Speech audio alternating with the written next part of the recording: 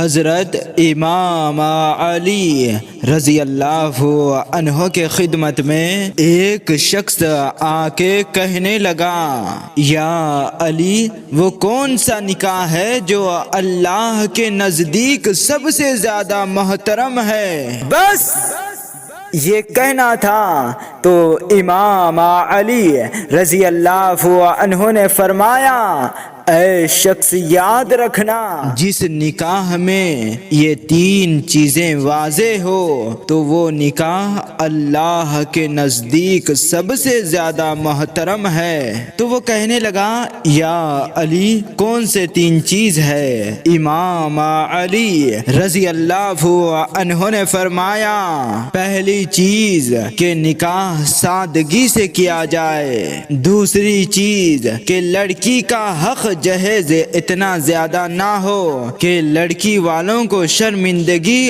اور دینے میں مشکلات کا سامنا کرنا پڑے، اور تیسرا، نکاح کے فوراً بعد لڑکا حق مہر ادا کر دے۔ یاد رکھنا، اللہ ایسے معاشرے کو پسند کرتا ہے جس میں نکاح کرنا آسان ہو، کیونکہ جب نکاح آسان ہوگا تو زنا کے دروازے بند ہو جائیں گے۔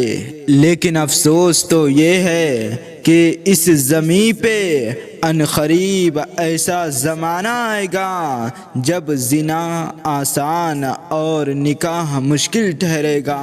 جب وہ وقت آ پہنچے تو سمجھ جانا، یہ اللہ کی ناراضگی کا سب سے بڑا سبب ہے۔